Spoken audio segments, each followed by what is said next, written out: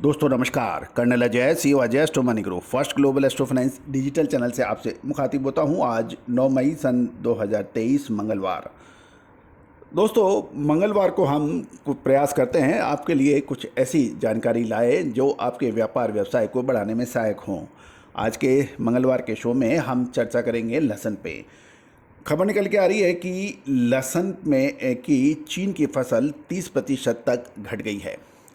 गौरतलब है कि हमने आपको पहले भी आपको लहसुन के ऊपर अपडेट दिया था और वो सत्य साबित हुआ था, और लहसुन और प्याज के ऊपर हमारे अपडेट्स अक्सर सही साबित होते हैं और आपका प्रतिक्रिया भी हमें समय समय पर मिलती रहती है। जानिए पूरी रिपोर्ट।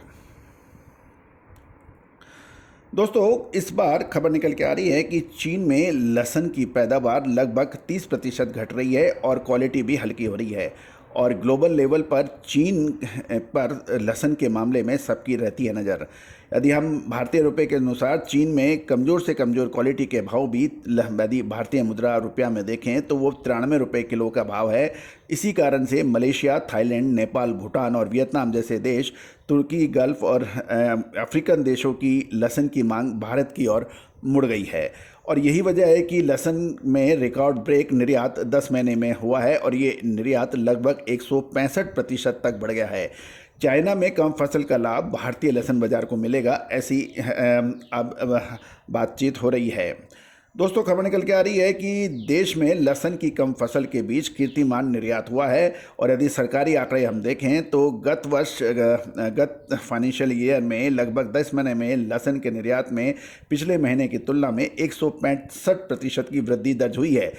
यदि हम इसके माने तो पूरे वर्ष के दौरान कुल निर्यात 50,000 टन को पार कर गया है, जो अभी तक का सबसे अधिक एनुअल एक्सपोर्ट लहसुन के बारे में माना जाना चाहिए।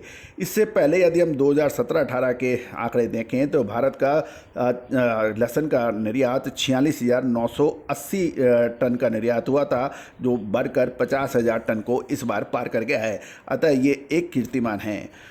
भारत से अप्रैल 2022 से जनवरी 2023 के दौरान लहसुन का कुल निर्यात 45,329 टन का हुआ है, जो कि गत वर्ष के पूरे वर्ष के दौरान 22,181 टन का निर्यात हुआ था। अतः पिछले गत वर्ष के 10 महीनों के निर्यात की तुलना में इस वर्ष 165% की वृद्धि दिखाई दी है।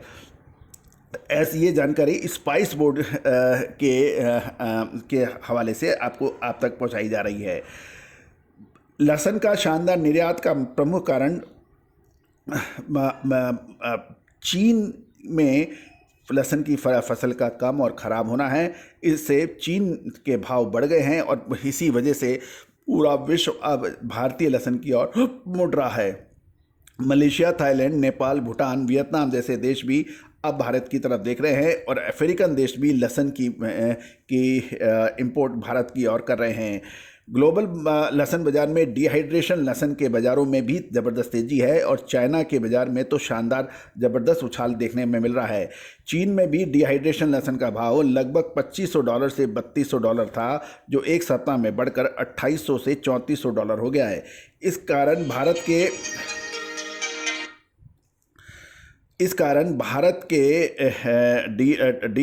डिहाइड्रेशन लहसुन का निर्यात के ऑर्डर अब अधिक मिलने की संभावना बन रही है। चीन की तुलना में भारत के लहसुन का भाव लगभग 40% नीचे है, और चीन में लहसुन का भाव ऊंचा होने से डिहाइड्रेट लहसुन भी वहां कम होगा। इससे भारतीय निर्यातकों को भरपूर लाभ होने की उम्मीद बन रही है। तो दोस्तों आपके इलाके में प्याज और लहसुन के क्या भाव है, आप कमेंट बॉक्स में अवश्य लिखिएगा। साथ साथ लहसुन और प्याज के अंदर आगे क्या बड़ी संभावना बनेगी, कहां से तेज़ी और कहां से उसमें मुनाफा वसूली करनी है, इसकी विशेष रिपोर्ट के लिए भी आप संपर्क कर सकते हैं।